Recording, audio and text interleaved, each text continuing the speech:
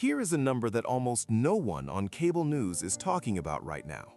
As of this morning, April 10th, 2026, real money traders are pricing the odds of the S&P 500 reaching a new all-time high this year at just 38.9%.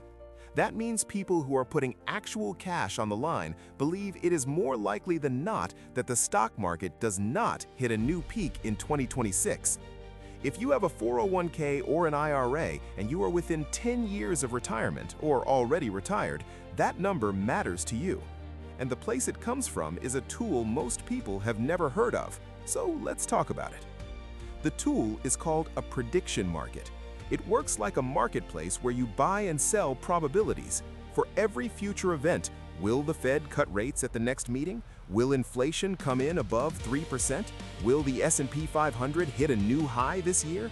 There's a ticket that pays exactly $1 if the event happens and nothing if it doesn't. The price of that ticket is the probability the market thinks the event will happen. If the market sees a 30% chance the Fed cuts next month, the ticket costs 30 cents. If the Fed actually cuts, you get $1, a 70-cent profit. Because real people are putting real money behind their view, the price you see is the pooled best guess of everyone who cared enough to put cash on the line. No opinions, no shouting on television, just money where mouths are. The reason this matters is something called the skin in the game effect. A commentator on a morning news show pays no price for being wrong. A trader on a prediction market loses real money when they are wrong. That creates a powerful filter. Academic researchers have found that prediction markets have historically outperformed polls, pundits, and professional economists at forecasting elections, policy decisions, and economic outcomes. Not always, not perfectly, but consistently enough to pay attention. Two names worth knowing are Kalshi and Polymarket. Kalshi is a US-regulated prediction market exchange, licensed by the CFTC, the same agency that regulates futures markets.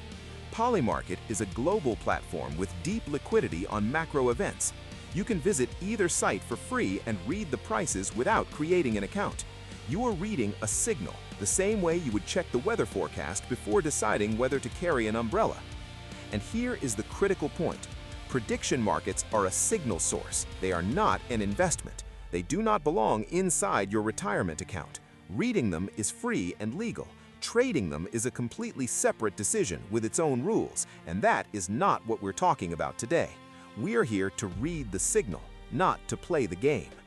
So what is the signal saying right now? That 38.9% probability on the S&P 500 reaching a new all-time high this year comes from a composite of 14 separate contracts on Polymarket. Just 24 hours earlier, that composite was sitting at 25.7%. So sentiment has bounced, but going from terrible to merely bad is still bearish. The base case among real money traders is that the market does not make a new high in 2026. Now let's layer in the other signals. The March 2026 Consumer Price Index reading is forecast at 3.3%, up from 2.4%. If that number prints, it means inflation is re-accelerating, not cooling, and that throws cold water on the whole story that the Fed can keep cutting rates. Oil is near $98 a barrel on geopolitical tension with Iran. Gold is near all-time highs around $4,782 an ounce. The VIX, the market's fear gauge, is sitting around 19, which is smack in the middle of normal. This tells us smart money is hedged and cautious, not terrified. In a way, the calm is the tell. Meanwhile, US-Iran peace talks are scheduled this weekend. This is the kind of event that acts like a light switch. If the talks succeed, the oil premium on oil drops, inflation pressure eases, and the Fed gets room to cut rates. Markets could rally hard. If the talks fail, oil stays elevated, inflation stays sticky, and rates stay higher for longer. One weekend, two very different paths for your portfolio. So, what does any of this mean for someone with a retirement account? Three risks are worth understanding. First, bad timing. If the market drops right when you start pulling money out of your 401k, the damage is much worse than if you were still working and adding to the account. Picture a swimming pool. If you stop the hose and only drain, the hole empties the pool fast. A retiree pulling $40,000 a year from a $1 million portfolio during a 20% market drop is draining from a shrinking pile. The money that leaves cannot ride the recovery back up. The technical name for this is sequence of returns risk. Second is inflation eating your grocery budget.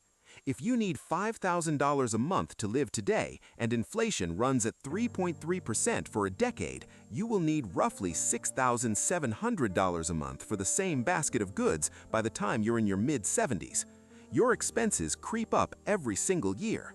A portfolio that ignores inflation runs out sooner than the spreadsheet says it will. Third is concentration risk.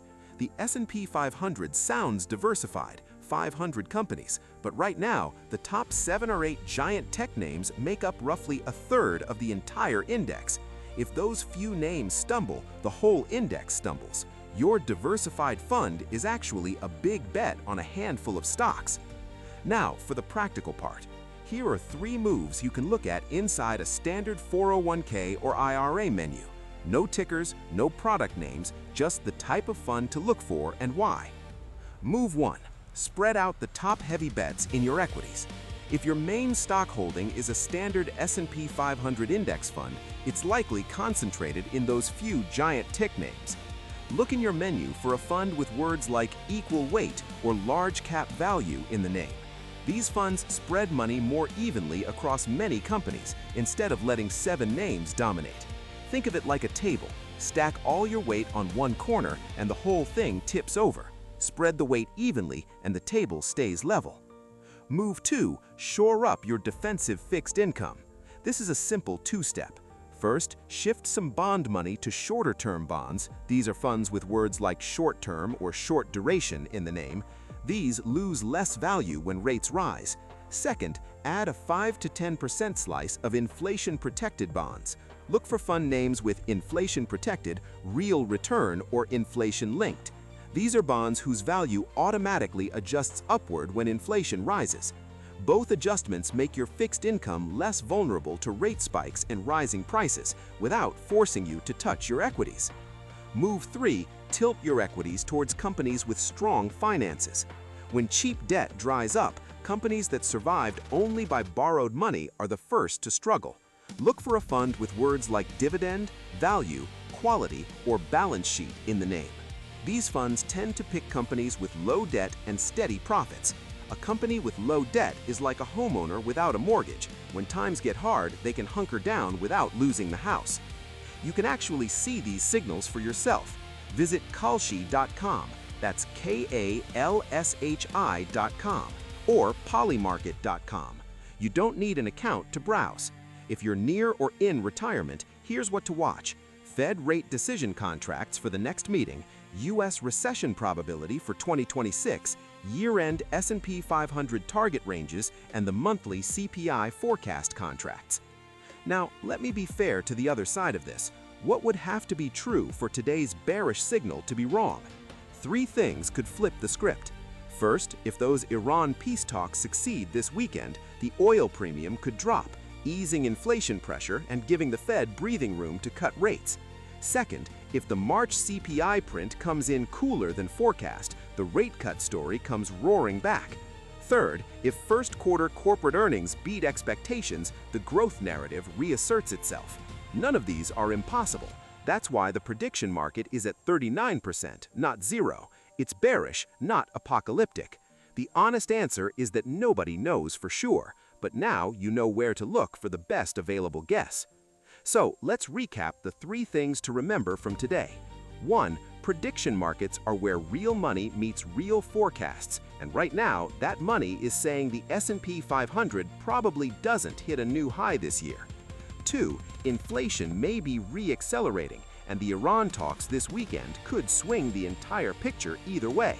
And 3. Inside your existing 401k or IRA, you have options. You can spread your equity bets more evenly, shore up your defensive fixed income, and tilt towards financially strong companies, all without picking a single stock. Before we wrap up, a quick reminder, this podcast is for educational purposes. We share frameworks and information to help you make better decisions, but we are not your financial advisor, and nothing you've heard today is personalized advice for your situation. Every person's retirement is different. Your numbers, your family, your goals. Only you and a qualified advisor who knows your full picture can make the right call for you.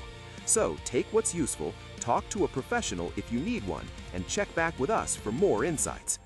If you found this interesting, free daily briefings exist online that track what prediction markets are saying every morning. Knowing where to look is half the battle.